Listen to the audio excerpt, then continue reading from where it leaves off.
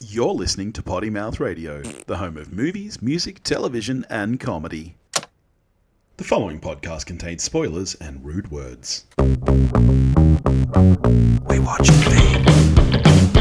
We watch TV. What a lovely day it is, Dave.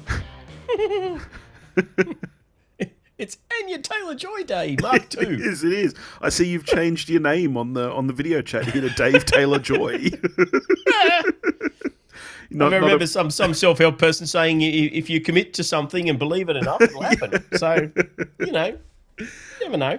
But here we are to talk about, of course, Furiosa and Mad Max Saga. What else would anybody else around the world be talking right now? It's probably going to be, biggest blockbuster of the year. Do you reckon this is going to overtake Dune 2? Oh, yes, I think it will. Yeah, me too. I think it's got just a little bit more kind of mainstream appeal. Yeah. Dune's a little bit more kind of highbrow, and I think when the word got out, it's quite long. Yeah. But I think, it is a two-horse race in terms of the big guns this year, for sure, I think. Well, let's get straight into it then. Furiosa, a Mad Max Saga, is a 2024 post-apocalyptic action-adventure film co-produced and directed by George Miller, who co-wrote it with Nico Lathoris, the fifth installment in the Mad Max franchise, and both a spin-off and prequel to Mad Max Fury Road. It stars, of course, Anya Taylor-Joy, your favourite, alongside Chris Hemsworth and Tom Burke. And I have it on good authority that there was a very attractive visual effects artist working on this film as well. So why don't you... You would have met him because you worked on it too. Fuck off. Why don't you tell us... Stop setting them up and I'll stop saying it. Why don't you tell us what it's about, mate? Oh, it's a origin story, as if anyone didn't know, of Furiosa, the character played by Charlize Theron in Fury Road.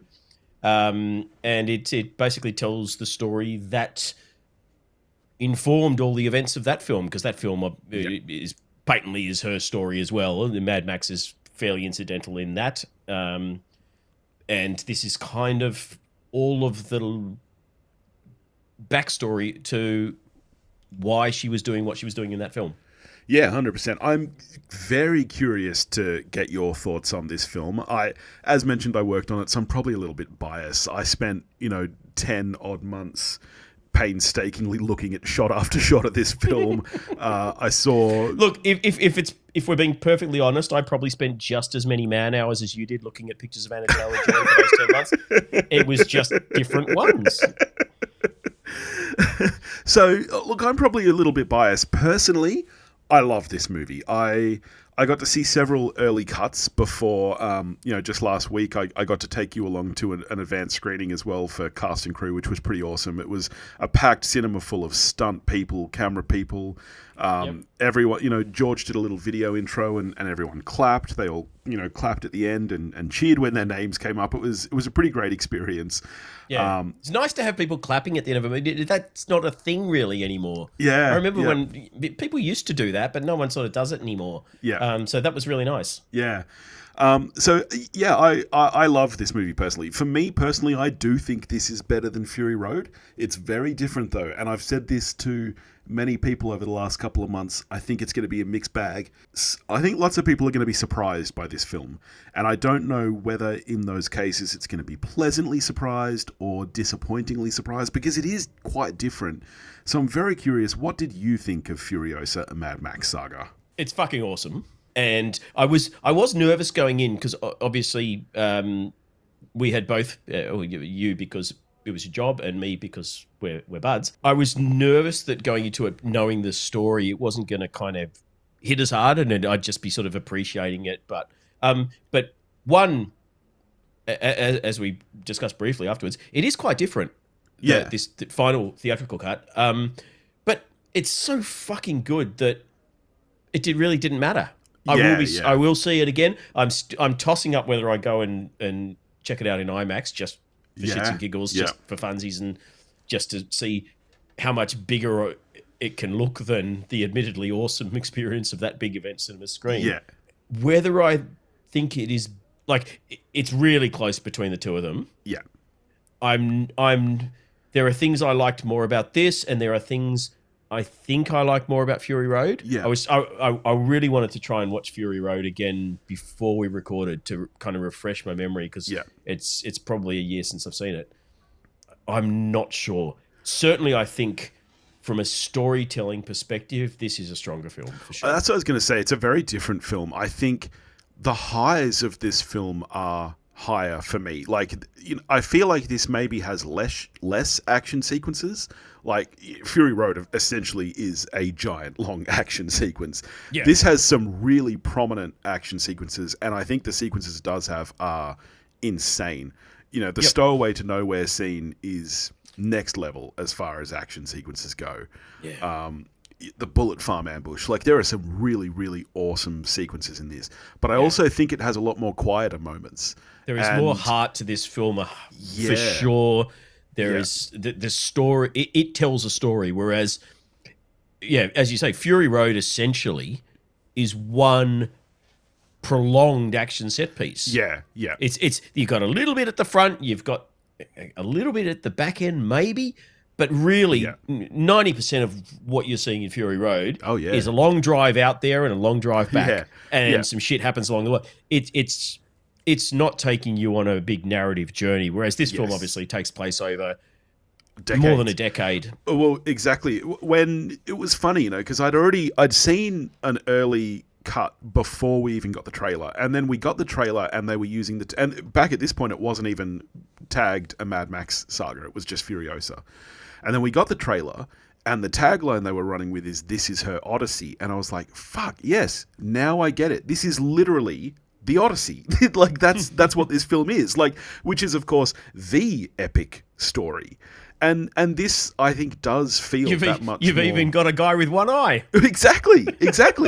And I think all of that is intentional. I wonder how much of this was George going, okay, the one complaint we got about Fury Road was, there's no story. Okay, fine. Here is the story. I am literally going to tell you the story that you all bitched and moaned I didn't give you in the first one, which is, why is she doing this? How did she get there? Yeah, and this is a hugely epic story. Like I said to you back when, over a year ago, I was like, I think you'll be disappointed personally because I know what an Anya Taylor-Joy fan you are.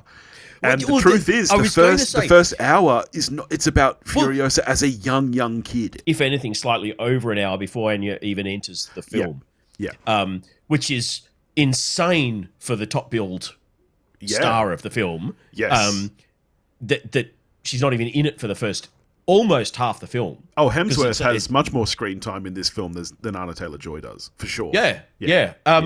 But I didn't mind it because I think in this final cut, that early section with the child, and we'll probably get to her, but awesome child actress, is so well told, and you're so engrossed. Yeah, I think he's done a fabulous job of making you 100% on board with your heroine from the first seconds of the film. Yeah, agreed. I think the story and the screenplay in this film is incredibly strong. I mean, you mentioned, the child actor there. Let's get to the actors then. Anya Taylor-Joy is great. I think she's really good.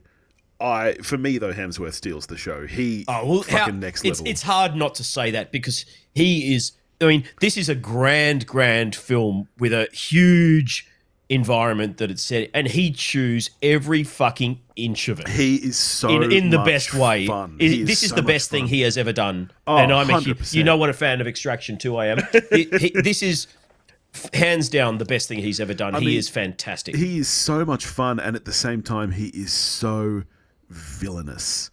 Like, so the entire thing is a revenge story. And it kind of, it sets that up in the first 15 minutes when you get... And look, we've said spoilers at the front of the show. There are spoilers here. Yep. When he, slaughters Furiosa's mother in front of her, who you might recognize from your favorite movie of the year, Anyone But You. She's the Aussie chick. Yep. Yep. Oh, yeah. Yeah. And proof is in the pudding. The bogan accent in that fucking movie that I objected to was put on. That is not her natural voice. There was no reason for it to be there. Yeah. But yes, and then it just goes from there and gets more and more epic as their story intertwines again and again. We get the first of the two cameos by Mrs. Hemsworth in that early sequence. Yeah. Did you notice she's fucking in it twice? No, I didn't. She's in it twice. Yeah, right. She's also Mr. something or other, one of Hemsworth's kind of masked Mr. Norton. But one of the there's like Mr. Harley, Mr. Norton, Mr. for all the bike brands. She's one of those sort of lieutenants in his crew as well. I'm sort of going, oh yeah, Elsa Pataki, I recognise her. Elsa Pataki again? What? Yeah. But yeah, and then it just continues to go on as you know, Furiosa and Hemsworth characters, they just continue to intertwine, you know, throughout this long sprawling story. It's epic. It made me think of Ben-Hur, where you're following this person from childhood on their sort of lifelong odyssey to kind of find themselves again and get back to their people and their childhood and everything. It really is surprisingly epic in scale. Yeah. The only actor and character that I'm not particularly strong on is Tom Burke as Jack. I knew we were going to clash on this. I think old fucking Tom Burke. I think he's fine. I just think that you don't get enough. I don't think he has enough charisma or personality in this role that you're expected to get, because it's meant to be a revenge. It is supposed to be a tortured love story as well. You know, they kind of fall in love. I feel like there's supposed to be more chemistry there than we actually get on the screen. And so that's my one issue with the film. I would have liked more of him. Yeah. Because I get what you're saying. There's not really enough. You're meant to read probably too much between the lines that they've formed this bond in order for it to be kind of another reason to hate Dementus. And, you know, there's a couple of nice moments where in one of the big action set pieces, they kind of save each other a few times, and then you've got a couple of other moments. But I would have liked more than just the implication that they had a night together at some point that you don't see. And I think part of that actually does come down to pacing as well, because like this is a long movie. It's 2.5 hours, give or take, and like we said, the first hour or so is spent with her as a child. We don't even meet Jack until well over an hour and a half into the film. It's the end of the sequence, you know, with the massive there's a good half hour action of her exactly finding her way as working her way up the ranks, as it were. And so, look, it's tricky, because in some ways I think the pacing of the film is really, really strong, because it does move along at a good pace. Like I said, there are quieter moments, but I think most of them work. It's just that kind of half-hour section there where their love story is meant to be building that I just don't think is quite enough. Because then when you do get the moment when they kind of get caught and Furiosa's chained up and you finally get the what happened to her arm and stuff, and like it's an epic sequence, but by the end of it I don't quite care enough about Tom Burke still. Yeah, and it should have, because I mean he gets quite a almost biblical death. Yes. Like this is the sort of shit that you know, in the Catholic Church they give you sainthoods for. Yeah. You know, dragged around until you're torn, you know. Yeah. And that one little sequence, I think, needed to, for what is as you say, quite a long film. That's one sequence I think needed to be drawn out a bit more. We needed to see more of his torture, and we needed a little bit more of her, because this comes right after her arm's been damaged, and this is obviously something that everyone's waiting for if they've seen Fury Road, is how the fuck's she going to lose her arm? Yeah. It's almost glossed over the initial injury, and then her being chained. You know, in passing, he says, "No, strap her up by the injured arm. What are you? You're going soft on me? More torture, yeah. But it's done almost as an afterthought, and then you don't see her again, and then lo and behold, there's the arm hanging on a chain and she's buggered off. Which, I mean, look, if you think about any of these things too hard, there are a few moments in this film where you go, Really? I mean, like, is she actually going to be able to get out of there and no one's going to notice? I mean, like, it seems to be... that's actually a very cool sequence, and the implication is there's a little bit of suspension of disbelief in this entire franchise. The implication is that sequence runs for hours with Jack being kind of dragged around. Well, it is because so plenty of time. Daylight has gone. It gets to the point where Dementis has gone, I'm getting bored now. Night's falling. But you're telling me that no one's watching Furiosa for those 2 hours? No one... Like, you know... But this is a franchise where every logical assumption is this is set hundreds of years post-apocalypse, and yet we know it's within the lifetime of Max because the first film is about 5 years in our future. Yeah, literally within his lifetime, things go from being fairly normal 1970s urban Australia with grass. Yeah. Families with pets. He's in the police force with mates at the police force. Crime's a little bit rampant and there's a few gangs about. Yeah. And then, conservatively speaking, 20 years later in his life, he's certainly no more than, mid-40s in Mad Max 2. It's fucking red dust and people are wearing skulls for hats. And Yeah. It's fucking wild. This film is set within the lifetime of people who are probably in their 20s now. yeah, true. Yeah. Because you've got people who are not ancient in this film talking about remembering the before times and shit. Yeah. So you got to let all that go and just go, the movie's fucking awesome. You just don't think about that bit too hard. One thing I do really want to ask you about is the score by Tom Hulkenberg, of course, Junkie XL. He returns to do the score for this one. It was a really interesting experience for me watching this the other day because all the early cuts just used snippets of score from Fury Road, and this was the first time. How do you feel about the score in this film? Because I must say, I don't think it's Junkie XL's best. I don't think any of it feels quite as epic as what you get in Fury Road. If I didn't know it was him and I was just watching the film, I'd go, fuck, this score's pretty good. Having seen Fury Road and knowing his work, etc., it's not Hulkenberg's fine. And the thing that got me most is the trailer has a really, really amazing piece running through it, which I assume is him. Why would you use someone else? Oh yeah, for sure. But that sequence, which would be the movie theme, I didn't notice it. If they played it, I didn't hear it. I think that's the thing for me too. I feel like none of it was anywhere near as memorable as the first. Well, that sequence in the trailer of score is better than everything in the film. I remember saying to you on the way, I can't wait to hear the score if it's him again, because that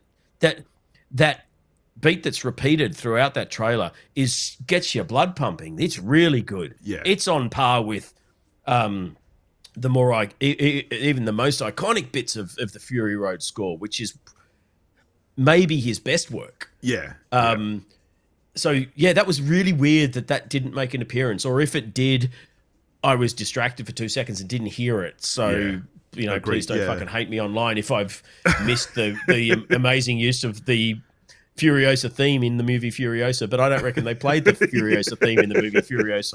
Yeah. Last thing I kind of want to talk to you about is the visuals and the look of the film. Yeah, weird, different cinematographer. Yeah. And so I'm curious how you think, because there was a lot of controversy online when the trailer dropped. There were a lot of criticisms of that and about how... really? I missed all of that. What were they saying? There were a lot of critiques about the trailer when it dropped, primarily around the use of CG in the film. People noticed very early that even just the trailer was much more CG heavy than Fury Road, or at least than Fury Road was perceived to be. I've spoken about this before. I think a lot of people underestimate how much visual effects there are in Fury Road. There wasn't a shot in Fury Road that didn't have CG, surely. No, there wasn't. Yeah, okay. But it's perceived to be... And look, a lot of the stunts and stuff in that film are practical. There are a lot of things in that film that are practical. Well, that's the thing. Primarily... Talking and acknowledging the fact there's a shitload of CG in a film does not in any way diminish the practical work or the stunt work. Yes. Fury Road had amazing CG and amazing stunt work. They're not exclusive. 100%. I don't get it. Yeah, so there were a lot of critiques about it, people expecting that this was not going to look as good. I personally think this looks pretty good, but I'm biased. Where are you on the overall look of the film? I think overall it looks incredible. I think the CG, and I'd say this if you weren't on this recording, the CG is fucking schmick. It's gorgeous. Yeah. I am now torn on who I think, when we get to our Oscars predictions, where my heart's going to... I mean, my heart's obviously going to be with this just because you worked on it, but between this and Kingdom of the Planet of the Apes, where I think the best CG of the year is, I'm really going to be torn. Yeah. I thought when we recorded for Kingdom that it was marginally ahead. Yeah. Having now seen this on a big screen and in a final cut, I'm now... Fuck. Now it's a coin toss. I don't know. So much of it is... I don't think we've spoken quite enough about the direction and about George yet, because for a 79-year-old man, he pays such attention to detail. Like, that was the coolest thing about working on this, was being in meetings with him where he's watching the same shot over and over again and being like, oh, would the bike be there or would it be over the other side? Or, that's that intro speech that he did before our screening, where firstly, big plaudits. He pays tribute to the thousands of people who worked. And I said to you at the time when we were watching reams of fucking credits roll up the screen waiting for your name, what a difference that is to the Oppenheimer experience, where you had 25 people for visual effects credited on the film. That is the different mentality between these directors as to...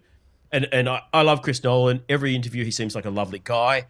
But there's obviously a difference in outlook here. Yes. Between these two guys. And that speech that George did at the start of our screening, where he's talking about what a privilege and what a joy it was to know that there were thousands of people working on this. The thing. difference Every for one him of them between giving the their first all, Mad Max with 35 people in the crew to this one now. And I think that's the thing. You just see how much he has grown. And this isn't like the studio forcing CG on him or anything. This is him embracing the new technology. I don't think anyone at the level of him or Nolan or any of these guys are getting pressure from studios. Studios go... Please, can we release your movie? Talk to us when it's finished. I don't care how long it takes. We're going to back the fuck off. And both of them have done enough work with visual effects houses to understand the industry enough that they should be crediting people appropriately. Yeah. This is not George's first rodeo. He's done Happy Feet. He's done all these other things. Nolan's done a shitload of films with a shitload of CG. I mean, look at Interstellar and things like that. Yeah. There's no excuse for what happened on Oppenheimer. And I loved that. That was almost the best few minutes of the entire film, was just watching him kind of addressing the audience and taking the time to talk about what an experience it was, looking at the dailies in the edit suite every day and thinking, I'm so grateful that person thought to put that prop in the right place. I'm so grateful that person thought to do this because I didn't think of it on the day. And then, as you say, referring back to Mad Max, where he'd be in the edit suite going, shit, I wish I'd thought of this. So, awesome work by him. The one thing I'll say on the direction / cinematography, I love those kind of crash zooms to the driver of the car. Yep. Where you're way up in the air and then boom, you're right in and you're right up at the windshield, if not past the windshield, right on the face of the driver. They do use that shot a lot in this film. Yep. And to the point where I was going, I know it's Anya Taylor-Joy's face, and I see it when I close my eyes. I don't think we needed literally 5 crash zooms onto it in the space of 5 minutes. Okay.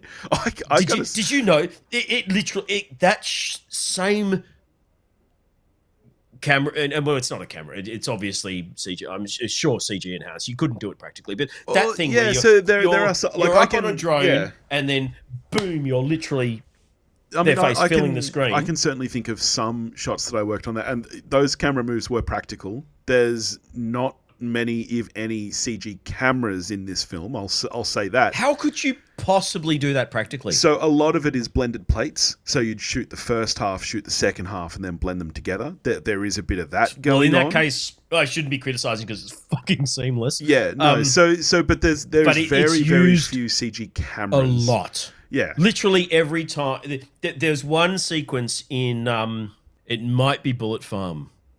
And by the way, I love the chapterization of this. It harkens back to that epic Homer Odyssey type feel. I think it might be the Attack on Bullet Farm, but there's one sequence where you literally get the big crash zoom on her face driving about 3 times in 5 minutes. And that was the point where I went, yeah, we love it. It's amazing. But if you keep doing it, I'm going to get sick of it. See, it's hard for me because I spent so long looking at it on an individual shot basis that I need to see it a few more times to fully get my head around the sequencing and the editing. So I was pleased. The 2 sections that I was nervous were not going to look good were Hemsworth under the tsunami of bullets when he's hanging on the thing. Yeah. And the first time that Dementus gets to Sanctuary or whatever it's called, and you've got all the war boys like bouncing down on bungee cords and all that shit, because they were the most unfinished bits in the early cuts. Yeah. That you know what you're watching, and you're not criticizing the film, but they look like shit. Yeah. But particularly I can only imagine you've obviously got a much more real sense of how much work goes into it, but the number of fucking shells that cascade over Hemsworth's face in that scene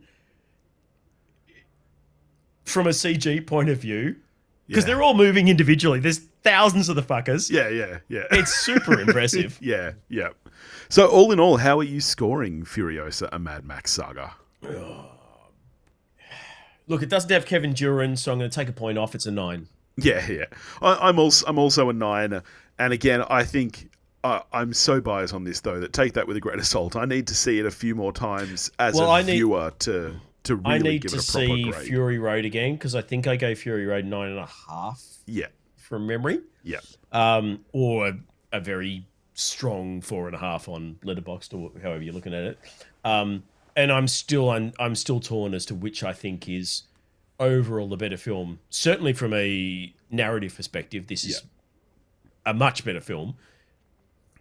As a whole, I don't know.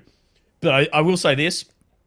As revenge flicks go, I think this might be the best revenge film I've ever seen. Oh man, yeah. Oh, because I fucking love the tree thing. Yeah, that final makes it's no just sense and it couldn't happen, but I loved it. It's so fucking good. It's so brutal and so visceral. It's it is. Love it. Oh, it's great. So brilliant. Yeah. The only thing I think is a really interesting choice is to then end the film and run over the top of the credits, shots of Fury Road. I was going to get to the credits. It's a bold choice because anyone... What did you think of that? Well, I think it's a bold choice because anyone who sees this movie and is already vocally like, oh, Fury Road is so much better. We've spoken about this in films before. You know, all he's doing really is reminding the audience of that film. And for anyone who thinks that's a better film, they'll be laughing during those credits going, what's he doing? Reminding us how much better Fury Road is. I think it's a really interesting choice. I don't think it's necessary. I think he's working on the assumption that as surely you would have to do as a director, that every film you make is your best film. Yeah. I don't think it's necessary. He's reiterating where the story goes after there, which I liked. It did take me by surprise because the first couple of seconds I was like, I don't remember that. Yeah. Oh, wait a minute. It's an interesting that's choice. Fucking Charlize Theron. Yes. Yeah, very odd. But not a detractor for me. It was just a surprise. Yeah. There's no... I mean, the thing I love about his films is he always includes Aussie actors. Yeah. It's like he hasn't forgotten where he came from. Almost all the supporting roles are 100% faces that no one overseas will know them because they've never gone beyond Australian cinema. This is very clearly an Australian respected film. Yeah. David Field, who's a fucking legend. If you haven't seen Ghosts of the Civil Dead, go fucking watch it. Yeah. If you're not squeamish. Angus Sampson, obviously, Yeah. we get to see how he came to be in Immortan Joe's camp, which was nice. Yeah. Lucky Holm, whose name I can never know if I'm pronouncing it correctly. I always forget he's Immortan Joe because you can't see his face. Yeah. And I mean, speaking of recent films, didn't he pop up in Anyone But You? He popped up in something recently. Yeah. I mean, this is an Australian film through and through. I mean, the entire thing was shot in Hay, Broken Hill, and Sydney, and it was all, almost all post-production was done here. It's no, this is an Aussie film, and so I really, really respect that. So, all right, next week, and there you go, and we know now 100%, even if the very first Mad Max film didn't confirm it, and I don't from memory think the original Mad Max ever says where it's set. We just assume it's Australia because they're all talking like they're on Neighbours, but I don't remember it actually specifying. But we now know with this film, because of a fucking zoom on a map, this is set in the middle of fucking Australia. So let me just say, Sam Hurley, best film set in Australia. Here we go. All right. Well, next week, are you still wanting to get to If? Do some Mr. Krasinski, Oh, look, Mr. everyone's Reynolds? slagging it, but I liked the trailer. It looked sweet. I like Rai. Krasinski's 2 for 2 on directing as far as I'm concerned. Let's do it then. I'm curious to chat about it with you. I've seen it already. I'm expecting it to be more of the same from Krasinski because his first 2 directorial outlets are very, very similar in tone and theme and everything. I'm assuming this will be much the same. I don't know if very much like you're A Quiet Place. Yeah. Well, I've seen it already. I am curious to hear your thoughts. I'm going to spoil. You thought it was a piece of shit, so yeah, but you know what? It'll be. Let's do it anyway. So that's next week's episode. We're talking If. In the meantime, if you want to get in touch with us, you can do that at pottymouthradio.com. All the links are there. You can email us. You can hit us up on the socials. And you keep going. You may have been going to say it already, so I'll just. Well, I was just going to say, go check out all the rest of the shows on the network. Episode 4 of Time to Die, a D&D podcast, comes out tomorrow. Obviously, the one where we watched a Friends Rewatch podcast is now really good. over I like episode that one. 10. That's been getting some good feedback. And Hunt for the Perfect Album, and of course, movie reviews and 20 Qs. So go check out the whole rest of the network. But thanks for listening. And I was going to say, there will be posts going up on the socials, but live stream for The Cure is coming up on the 29th through the 31st of this month. We are, holy shit, only just over a week away. Billy and I will be doing a segment on... Christ, I'm not going to be able to calculate the fucking time zones. If you're in America or on Eastern Standard Time, it's on the Friday night, I think. Something like Saturday midday or something. 10, 11, 12 on Saturday in the morning for Australians. I'll be doing another segment just before our friends from the Countdown to close out the entire thing on around about the same time the following day. We will put all this up on individual posts. 100%. But get on board, support these guys. Nick Haskins, who's a very good friend of both of us, who created Livestream for the Cure, has raised almost $100,000 for cancer research with Livestream for the Cure. We're shooting for $25,000 US with this year's Livestream. There will be literally 3 days of awesome content from a whole bunch of people, many of whom are friends of ours that you possibly are already aware of. But get on board, donate, support, blah, blah, blah. Keep an eye out on the socials. I'll post some shit up over the next few days. Excellent plug. Fuck cancer. And thank you all. We'll catch you all later. Cheerio.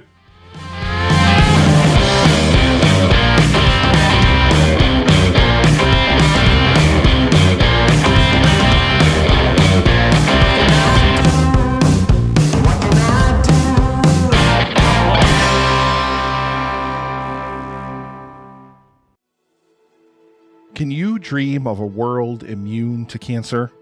Hello, everyone. My name is Nick, and I'm the host of the annual live stream for The Cure, where content creators and podcasters from around the world join me to raise money for the Cancer Research Institute and immunotherapy research, which is training the body's immune system to fight against all forms of cancer. Over the past 7 years, thanks to the power of indie podcasters and the indie podcasting community and listeners just like you listening to this right now, we have raised over $90,000. And as I record this now, the 8th annual live stream for The Cure is barreling down upon us really, really quickly in just about 2 weeks. So join us, please, from May 29th through June 1st for 48 hours of amazing content from people all over the world and help us fight for a world immune to cancer. I'll now return you to your regularly scheduled programming. Thank you so much. And together, we can make a difference.